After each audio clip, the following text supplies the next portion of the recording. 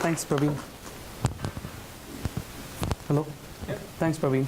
I think the title of my talk today is going to be of how companies use NoSQL technologies like Couchbase to solve many of their use cases and problems. So the agenda of my talk at the high level is going to focus on what are some of the high-level trends driving NoSQL adoption. I know a lot of you may not be familiar with technologies like Couchbase, so we'll also dive into a little bit of Couchbase basics to understand the architecture of Couchbase and how does Couchbase manage user requests and application requests. We will also look at some of the use cases and in turn some of customer examples of how these customers have used NoSQL technology like Couchbase to solve their problems. And finally, we'll leave time for questions at the end. So what is big data? I mean, just a few days back, I was kind of asking myself the big overloaded question, what is big data? And I pondered upon this website, Penny Stocks, right? So I was looking at that website, and this image caught my eye. So what you can see in this image is a bunch of services that we all use every day. This image kind of also shows, within a 30-second window, some of the different kind of requests that are coming in to these services, the volume, the velocity, and the variety of data that is processed by these different services. So the gist of it is, big data is generated by everything around us, everything from our cell phones to our cars that we drive, and also through our appliances that we use in our daily lives. So what is the problem? The problem is there's lots and lots of data. Along with the big data problem, there is also the problem of having millions and millions of users that are accessing today's interactive apps, whether it be a web app or a mobile app. And finally, there is also a plethora of apps that exist that require interactiveness. What I mean by that is high performance, high scale, high throughput. So that calls for a new kind of technology, a new kind of back-end technology that has become very, very popular in recent days, and that technology is called NoSQL. A bit of validation here of, when we, a few years back, we went out to customers and asked them, what are some of your biggest problems that you see with relational stores, and and what is it that is driving this NoSQL technology? And two things at a high level stood out. The first thing is the lack of flexibility. So what I mean by that is rigid schemas. You always have to think of your data in terms of rows and columns with relational technology. The second thing is the inability to scale out. So relational technology makes it really hard to scale out your infrastructure if you have millions and millions of users with lots and lots of data. And there are other challenges as well in terms of performance, cost, and others. So if you are building a next-generation data platform and you have to pick a back-end database, what are some of the things that you have to think about at a high level? 4 of them. You need to think about agile development. You need to think about scalability. You need to think about performance. And finally, think about availability. So let's go into a little bit in detail of these characteristics next. So the first thing is agile development. I'm sure a lot of you are familiar with the image that you see on the left. So that is a schema model when you kind of model your relational databases, where data is stored in tables, and there is these tables have columns, and you basically have primary key, foreign key relationships between these different tables. So your schema becomes eventually really, really complex. There is hundreds or even potentially thousands of interrelated tables. The data needs to be sliced and diced to be able to fit into this rigid schema. So if, for example, if you need to extend your app to have another field, you need to basically add another column in your in one of the table, but also add these columns in other tables if you want to maintain integrity. There is also a problem of migration. So given that let's say you have 1 billion rows in your table, and you have to add this column, sometimes operations like, for example, adding a new column can take a long time to complete. And finally, there's an impedance mismatch with what developers see from between the front end and the back end. So what I mean by that is on the front end, you may do processing with richer data models like JSON, which is becoming very popular among developers today. But on the back end, you have to fit this data that you receive in JSON in a rigid data model that is represented by rows and columns. So what you see on the right is what a technology like NoSQL gives you, the ability to basically store data in the form of multiple JSON documents.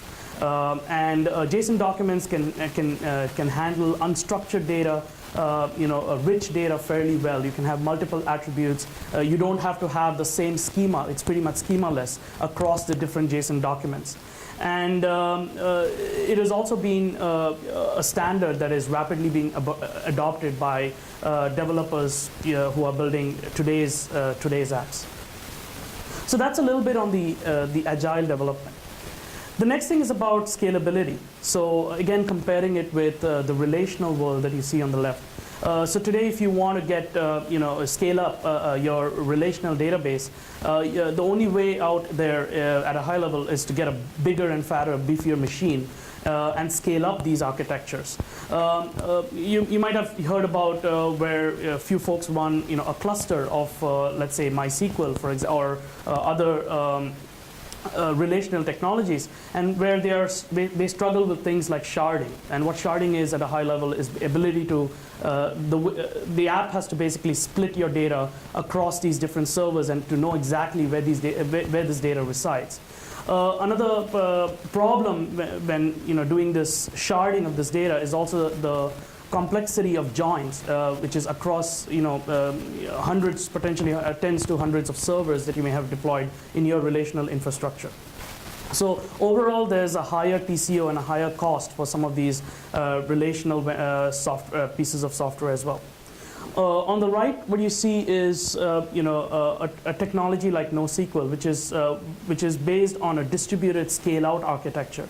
And what we mean by that is the ability to take a piece of software and run it in a scale-out fashion on commodity nodes, low-cost commodity hardware that you can just get from Best Buy or any other store.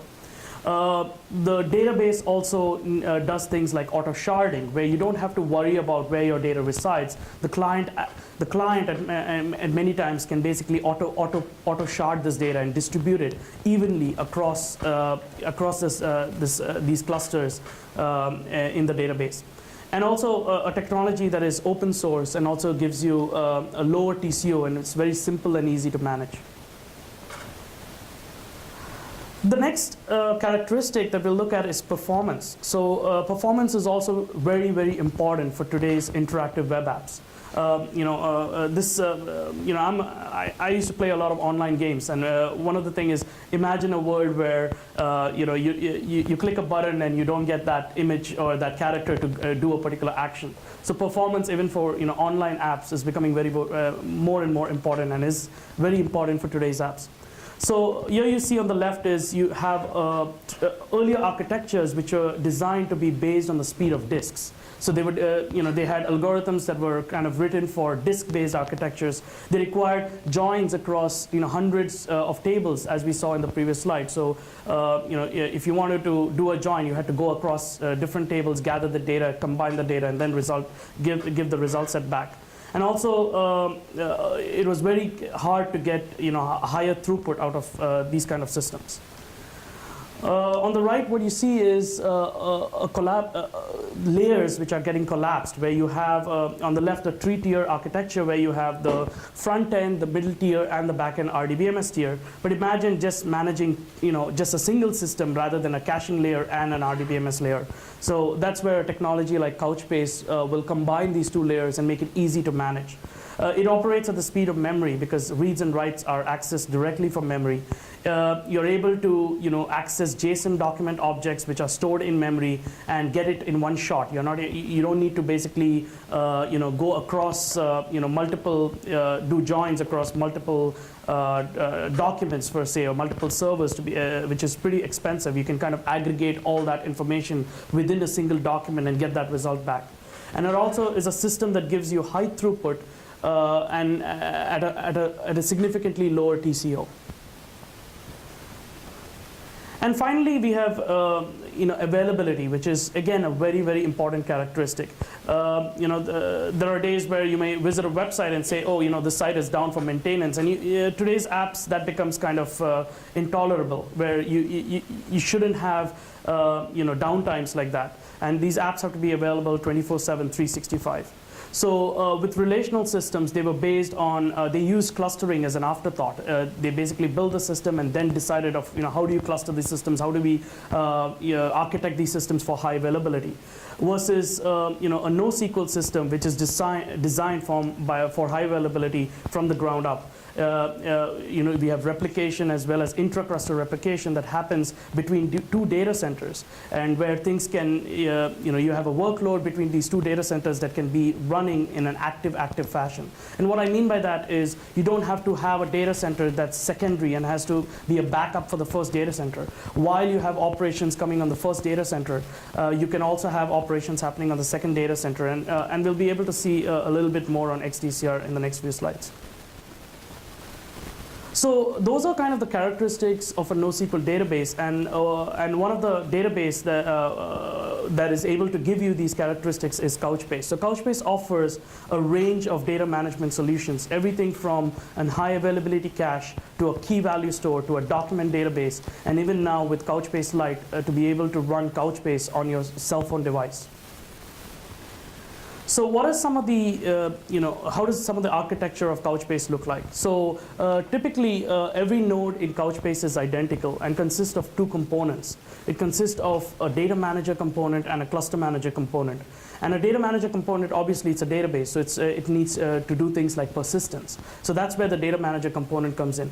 And then you have the cluster manager component. Because it's a distributed system, it needs to be able to communicate with other nodes, other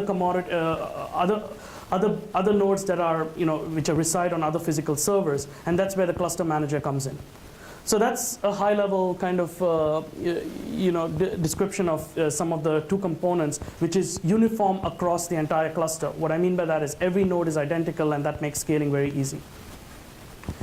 The other aspect of Couchbase is Couchbase's data model. So, we talked about the relational data model, which is highly structured into rows and columns. But if you look at Couchbase data model, we support JSON documents. So these are documents that can have fairly rich data, fairly complex data.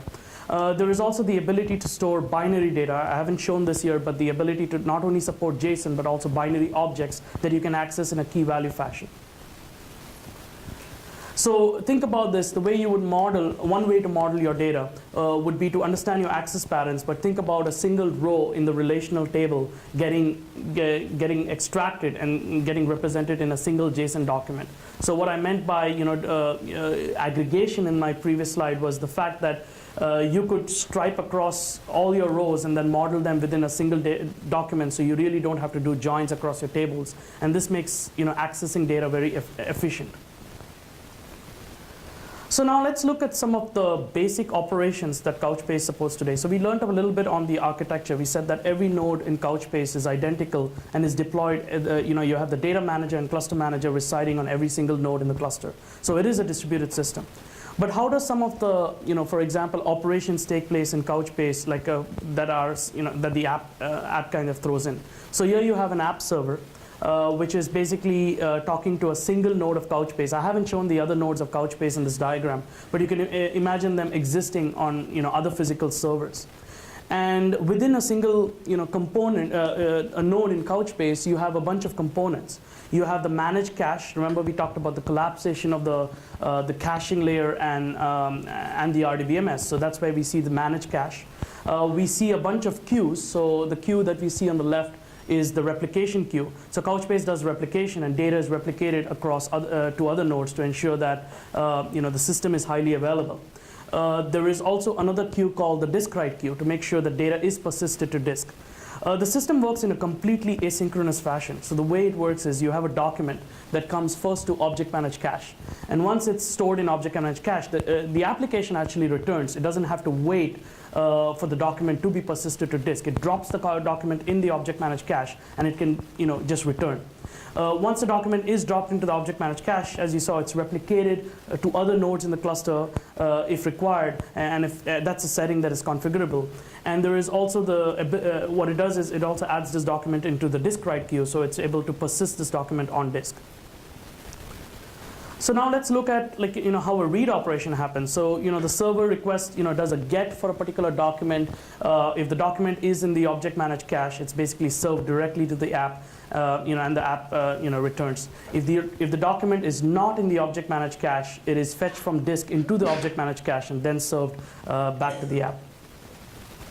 So Couchbase is a distributed system, which means that we also have to support multi-node operations. So now let's look at a way in which how replication happens in Couchbase at a high level. So here you have 3 servers, server 1, 2, and 3. We have so-called the active partition. So it's basically a bunch of documents which are in the active state. And then we also have replication if enabled, which makes sure that a document, for example, a document on server 1 is replicated maybe to another server. In this case, it's replicated to server 3. And so replication is a setting that is configurable in Couchbase, and it's very useful if you want to maintain high availability of your cluster.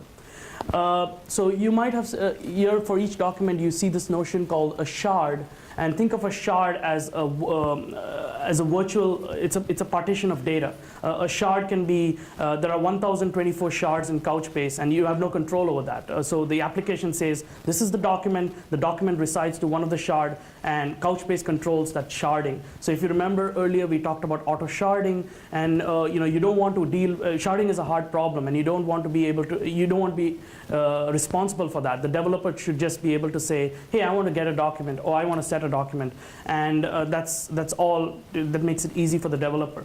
But the Couchbase handles these partitions and makes sure that they are distributed evenly across the cluster, so that even your incoming load that you have on the cluster is evenly distributed across the cluster.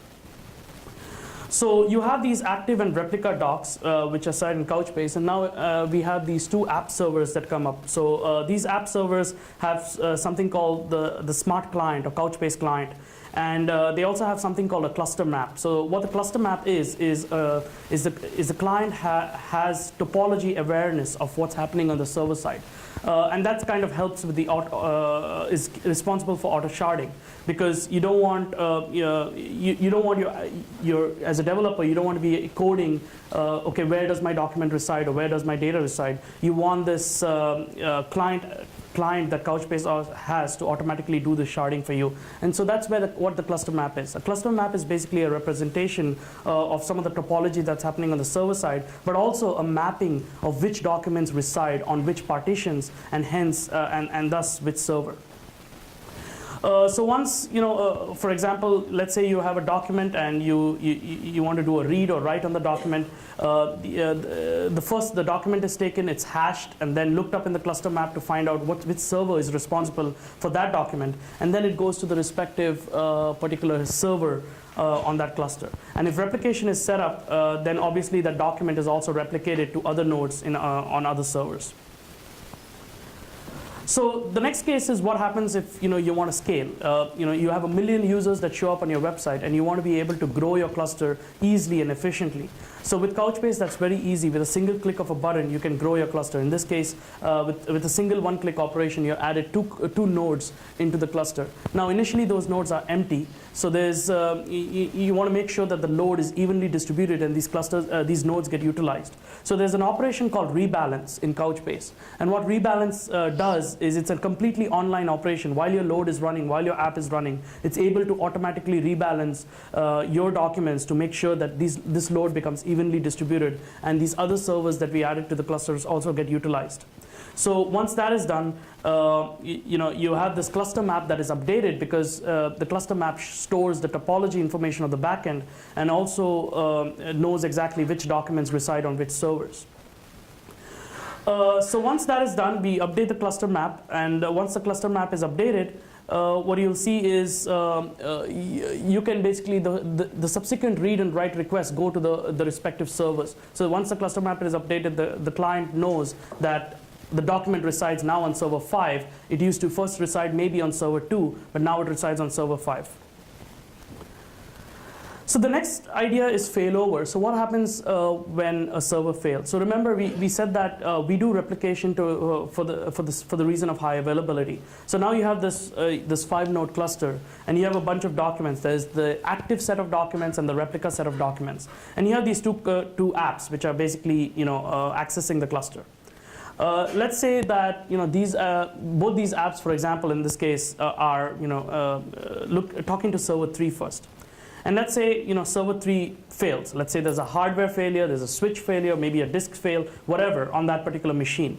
And remember, we also said that given that we are running on commodity hardware, failures can happen, and they do happen. So on server 3, let's say that server failed. So how does the cluster map know now that server has failed, and how does it know where to get the other documents? So what happens is when a failure is detected, Couchbase has a mechanism to kind of trigger failover. So there's this failover can be triggered either manually or automatically. So there's a time limit after which automatic failover is triggered, or you can failover a cluster manually. And what the failover operations does is you probably notice that the replica documents on other servers are promoted to active. So Couchbase knows exactly that on server 3, these are the documents that were in the active set. So what it did is it took the replica documents, which was for those active documents on 3, which reside on other servers, and it promoted them to active. So by doing so, these documents became active on other servers. And now what happens is, obviously, the cluster map gets updated, and once the cluster map gets updated, these clients can now go to the other respective servers to kind of get this document. So all this happens while the cluster is completely online. So we talked about a couple of things here. We talked about the rebalance. We talked about automatic failure detection of a particular node where you have a failover that kicks in, migration of documents from the replica set to the active set, and again, the clients that can now talk to the other servers. So another thing that we added in Couchbase as a part of your DR strategy is things like cross data center replication. So what is cross data center replication in Couchbase? Let's say you have 2 data centers. Let's say you have, in this case, a data center in Toronto, and you have another data center in San Francisco, right? So why would you have these 2 data centers? Let's say there are multiple reasons. You may do so, you may set this up. Let's say there's a primary data center in Toronto, and if that data center goes down, let's say there's a power outage, and you still want your apps to be online, right? So you have the secondary data center that is set up in San Francisco.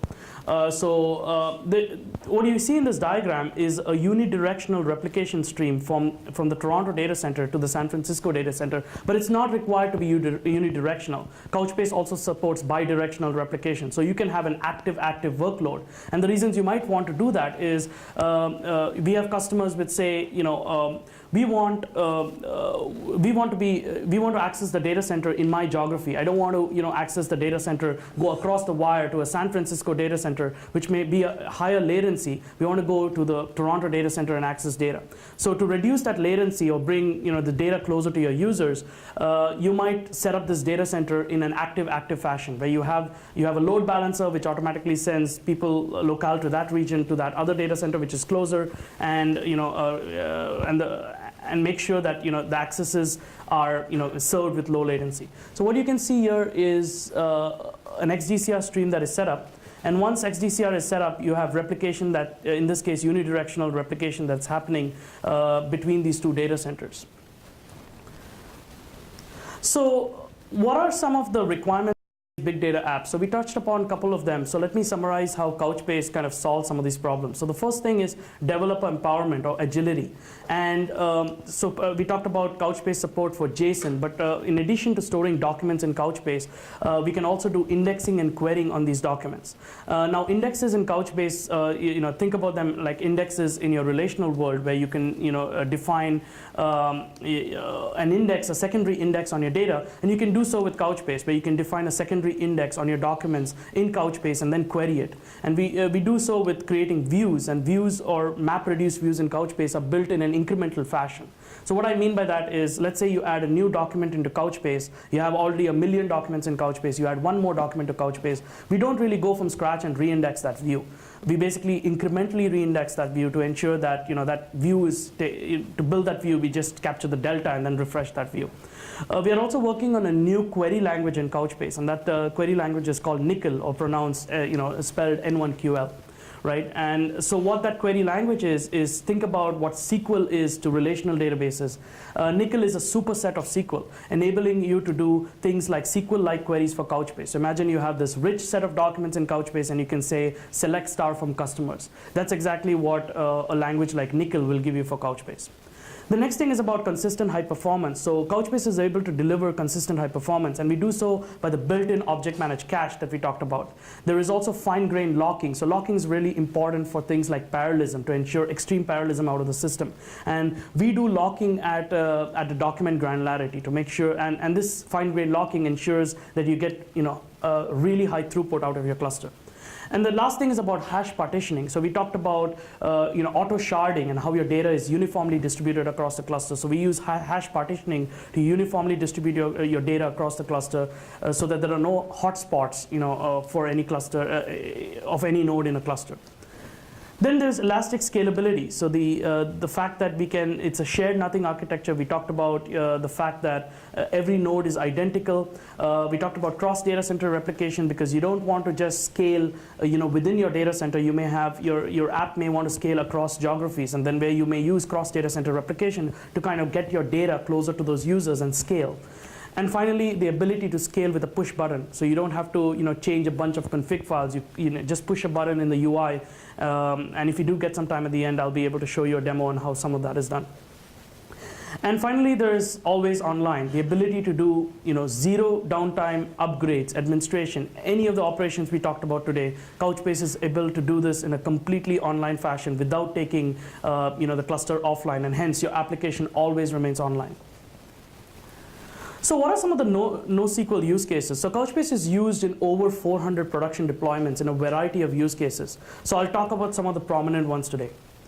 So the first use case of Couchbase is a high availability cache. So why would you need a cache? So caches are used for storing things like search results, storing things for heavily accessed objects like HTML or image links and so forth. And so some of the characteristics that you require for any caching system is things like you definitely don't want to send your entire front-end load to your RDBMS, because that can crush your RDBMS, right? You want to make sure that you're delivering responses with low latency, high throughput, and that's what caches are meant for. Caches are meant for speeding up your infrastructures.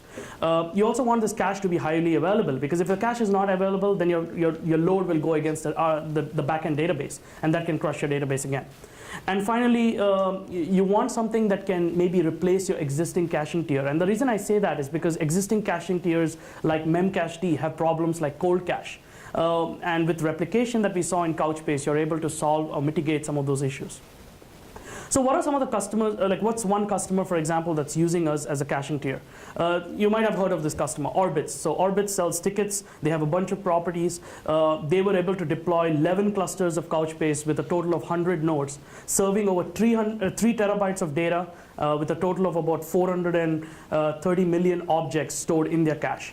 And they're able to get all of this with a throughput of about 149,000 operations per second with high availability setup in Couchbase. Again, some of the use cases that they use it for are content caching, like HTML, image links, etc. You go on a page of orbitz.com, you have the same ad that is served over and over again over your millions of users. You want to make sure that that data is cached. Things like upselling, so deals and packages and ads and offers. Things like search results, because somebody may offer, like let's say a trip to Cancun, and you want to, cache the results of that search, and so that's where a cache can come in handy. And also things like property trending, so which sites are getting a lot of traction in the last week, for example. All that data, which is very expensive to compute, over and over again in your RDBMS, are things that you may bring into your caching layer and serve it out of Couchbase. So that's one example of Couchbase. The second use case of where Couchbase is used is a session store. So you might know a little bit on sessions, right? So when you connect to a website, website, you have a session that you have with that particular web server. And sessions could be stored in multiple ways, and one of them is by storing them using cookie values. And cookie values typically, within a cookie, you have a bunch of key value pairs that are part of that cookie. Things that examples that where cookies are used are everything from online shopping carts to what you bought in your shopping basket to tickets to any kind of system, any kind of web system would need a session store to kind of store session data. So again, the application characteristics of a session store that you want are extremely fast access. So you don't want a person waiting at your website saying, the session store is responding, just wait for 5 minutes. No, it has to be really ultra fast. It has to scale, because as your user base grows, you need to make sure that you can add appropriate resources on your backend to scale your session store.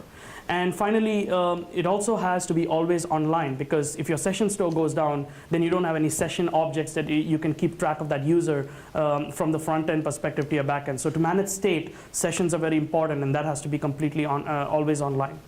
So one of the example of a customer that's using Couchbase as a session store is PayPal. So you might have used PayPal earlier for online payments, and the way PayPal uses us is, they have a bunch of ways in which you can pay. You can use PayPal, whether it be web or mobile or other mechanisms. So this customers use PayPal in different ways, and this goes into the frontier, which is basically an application that uses some cookie libraries. And that cookie libraries then talk to something called the cookie service, which is built on Couchbase client. And on the back end, what you see is 2 data centers. They maintain 2 data centers, again running Couchbase, and make sure that they also set up this thing called XDCR, the cross data center replication, bidirectionally between these 2 data centers, and make sure that the cookie service is always available because of this XDCR, in the back end. So that's an example of another use case, a session store. The next one is a globally distributed user profile store. So we all have user accounts. We're logged into services where we have to enter our username and password, and that's where a system like Couchbase can come in handy as well. So some of the things there are, the application characteristics are extremely fast access, very similar to what you see with a session store, right? Things like always online. You need to be flexible to add and update a user, because you may have many more users added. But it's not just users; it's also user attributes, user preferences that are part of this user profile. There is also the ability to scale. So you grow to 1 million users, you want to be able to scale your backend to add support for these 1 million users. So that's where a user profile, some of the characteristics are for a user profile store. And some of a customer that is using us as a user profile store is AOL in an ad targeting scenario. So when you talk about ads, we basically talk about bunch of millions and even billions of user profiles, right? So you think about the website that you load every day, and you have a small ad banner at the corner of this website. So this website has, to respond, it has 40 milliseconds. The underlying infrastructure has 40 milliseconds to make a decision, not only match your user, take your user, but also match it with relevant ads.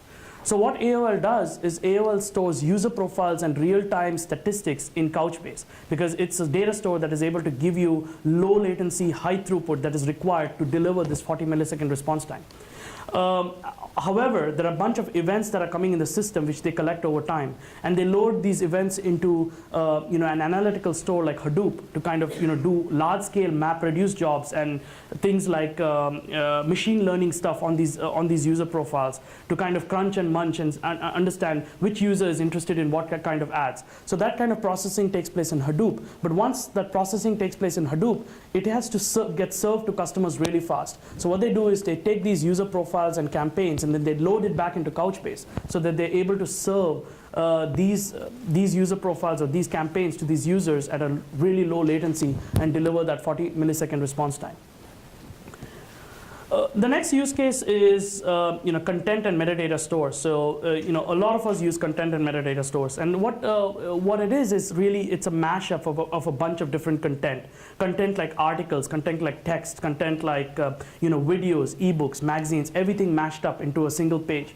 Like a lot of news providers, for example, do this, where you can go to a news website and you, like CNN, for example, and you have a bunch of different content there. There's video feeds, there's audio feeds, there's links, there's everything, right? And so some of the characteristics, if you want to build those kind of apps, is the ability to handle any kind of content. Think about that you have this different kind of rich content that's coming into your service, and you need to be able to handle that. So you need a flexible data model like JSON to be able to represent that content. There's also this necessity to have fast access. So you need the ability to do access these documents with low latency and high throughput. There's also the ability to, now that you have so much content stored in your system, the ability to do searches. You go on CNN.com, you want to search for a particular news article based on a keyword. You want to be able to do that. And also the ability to scale horizontally. You have millions of users going on these websites, and as your user base grows, you want to be able to scale the backend as well. So an example of a customer that has done this is McGraw-Hill Education. So McGraw-Hill Education has been responsible for transforming their kind of education business. We all have read from McGraw-Hill textbooks, but they're trying to build an online platform that's able to take some of that content that they have in hard copy format and digitize some of that. So they're going to bring some of that content to the web, but also tie it with other sources like Wikipedia. In the past, I remember myself having a bunch of encyclopedias, volumes and volumes of encyclopedias. But today, we all refer to Wikipedia. So they want to be able to get all this content in a single kind of platform and build this platform. But couple of problems that they see here. They have hundreds and thousands of users. They have to deal with scale. They have to deal with third-party content that they get from other kind of sources. We talked about news feeds, for example. They have to deal with other open content that is available on things like Wikipedia. They have to also deal with supporting these different users, because different people may have different ways to learn different things. So they have to be also able to build a system that is self-adapting to these different kind of users. So their kind of architecture that they built their system on includes using Couchbase as the primary backend database, but also tying it with other properties like Elasticsearch. So they're able to take this content in Couchbase and then search it with another open source project, Elasticsearch, and index this data and search this data that is stored in Couchbase. They're also using on the front end things like Ziniki, which is a middleware thing, piece of software that and they're doing some kind of authentication security stuff there. And on the front end, they're using Ember.js to kind of design some of the front end stuff. So this is typically the stack that they're using to build this kind of system. So it doesn't stop there, right? I mean, we talked about a couple of different use cases, couple of different web use cases.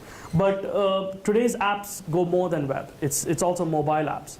And that's why we have Couchbase Lite, the ability to use JSON not only on your on the server, but also on your cell phones. With Couchbase Lite, you can take Couchbase and install a slim version of Couchbase on your cell phone. And this gives you things like access to the database while you work in an offline fashion. Let's say you're in a subway, right, and you want your app still to work. You can still use your app can still talk to the local Couchbase database that's residing on your cell phone. And then once you get network connectivity, you're able to sync that with Couchbase in the cloud. So there's a couple of pieces to this infrastructure. You have Couchbase Lite, a piece of software that is on your cell phone. You have Sync Gateway, a piece that is connects Couchbase Lite to Couchbase Server that we talked about in the cloud. And then finally Couchbase Server, which which resides on your cloud. So where are technologies like Couchbase Lite used? So there's a company called Pixolve. So how many of you have gone to amusement parks and probably taken a picture like on one of the ride, or once you complete the ride? So is there anyone here? Okay, cool. So maybe there is maybe Pixolve is used there, right? So Pixolve is a company that is responsible for taking pictures on the fly while you sit on these rides. And once you come out from these rides, they're able to serve these show you a showcase of these pictures that you can buy then. And the way they design the technology is they have a bunch of parks, which where they collaborate with. They also have a bunch of rides that these parks allow them to use the technology on, mostly roller coasters. I was told, and what they do is they install Couchbase Lite on the railings of these roller coasters with cameras, and they're able to again run an embedded version of Couchbase on inside these devices, take pictures, and store them in the Couchbase Lite database. Because again, who knows? There may be disconnectivity. You may not be able to connect to the backend database, and then they use Sync Gateway as a mechanism to basically sync this data periodically with Couchbase Server. So they also run instances of Couchbase Server in the parks where they run it on server nodes in the park, and they also have their deployment on EC2. So finally, they're able to sync all their data to EC2, and for just for scalability purpose, backup purpose, everything. So they have the centralized management in EC2, and they run their infrastructure off EC2. So that's an example where Couchbase Lite and Couchbase Server is used to solve a problem that Pixel was trying to solve. So what is the takeaway? So I think Couchbase 3.0 is here. We're a completely open source product.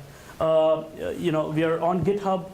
You feel free to take a look at the code, download it, try it out, play with it, maybe even submit a patch. If you're interested to just try it out without committing any code, there's still a way to do that. You can go to couchbase.com/downloads, play with it. This is an exciting new release that we just got off 2 weeks ago. And there's tons and tons of features that we have added into Couchbase. So I think we still maybe have 5 minutes, and if so, then I can show you a quick demo of Couchbase. So give me a second here.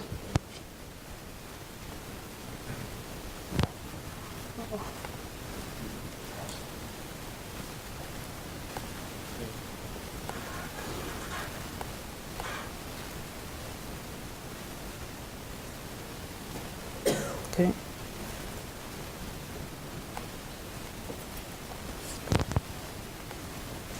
Okay, so hope you all can see this. So this is a Couchbase dashboard, right? So what I have here is, remember we talked about the ability to run 2 clusters. In this case, I'm running this demo of, first of all, I'm running this demo of RightScale. It's one of a cloud vendor that we use, just like Amazon. So you can take Couchbase today and run it on Amazon like many of our customers.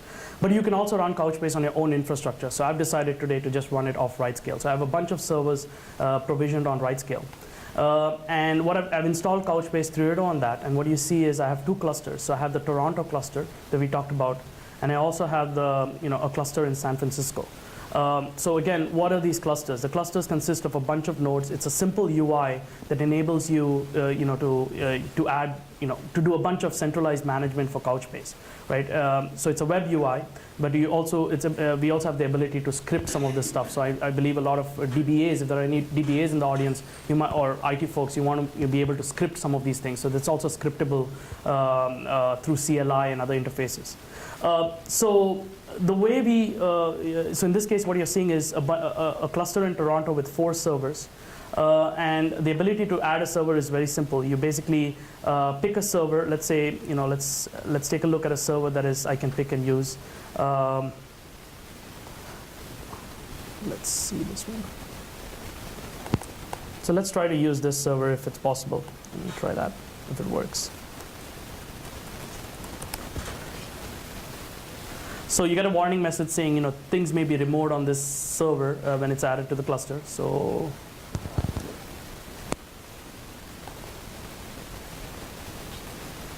let me try this.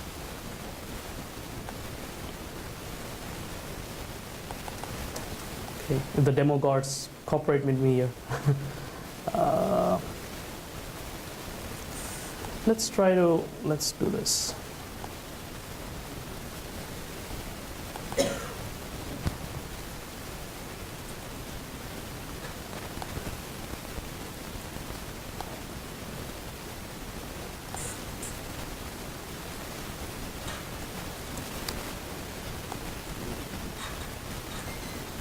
So I'm not sure why it's not adding, but let's go with this, and I'll come back to that. So we have this server that's these 4 servers that are part of this cluster, And you can see that this cluster is also running a workload. So there's a workload that's happening on this cluster. We're doing around 70,000 operations per second. And that's big, right? I mean, this UI also enables you to do things like go to a particular node. Let's say these are 4 nodes in the cluster, but we want to go to a particular node and understand stats on that node. So you can click this particular node, and it tells you that each node is roughly doing a little bit over than 15K.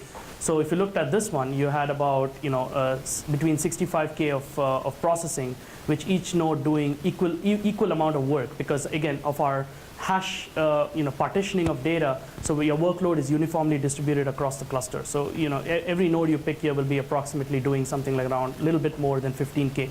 This dashboard is fairly rich. It can give you really fine-grained instrumentation of things that are happening in your cluster. So you can look at things like what's happening at the disk queue level, what's happening on the replication queue level, and so forth. I'm going to try to set up XDCR. Again, let's see if this thing works. So so I have the San Francisco cluster here, and I have backup, this beer backup, which is a bucket. Let me try to quickly do that. So I have this XDCR. I'm going to create this remote cluster. I'm going to point this node to the remote cluster. Sorry, I'm going to call it cluster B. I'm going to point the IP address here to that. Okay, and so we added that remote cluster. So let me try to do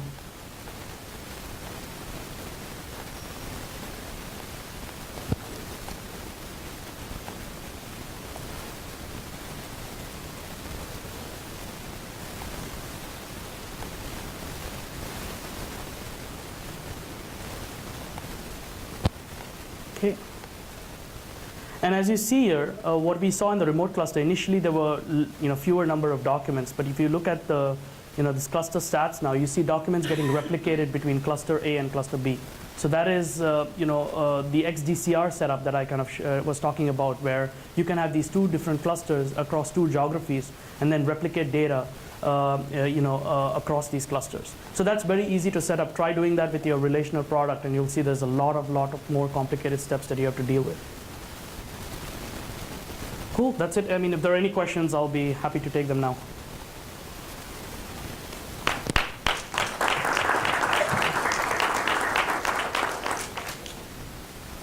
Any questions? Yes. Might be too specific right now, but is there a good pattern for dealing with printing stuff in the space where you have updating, say, 5 different documents across the system? Okay, that's a good. Sales halfway to updating 3 of them that kind of thing. Cool, that's a good question. So the question was, is there any way to deal with transactions within Couchbase today? The answer is no. So Couchbase today does not support transactions. We do support atomicity at a per document level, however. So we can do things like compare and swap operations at a per document level. So if you want to do, if you have multiple concurrent accesses happening for a single document, our API support things like compare and swap that you can then check and retry once that compare and swap operation fails. So no transactions across documents, but per document, we do provide atomicity guarantees, and you can do things like compare and swap. So if you have locks on 5 documents, what would happen if it disappeared, if the connection disappeared that lock? In terms of compare and swap, we do have a timeout. So in that way, we'll be able to break off that chain if that occurs. One more question, please.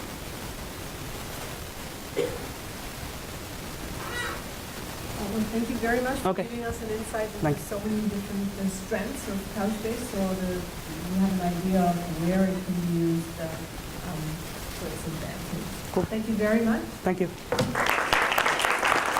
And one last thing, we're also hiring. So for those folks who are looking for opportunities, you can check that out.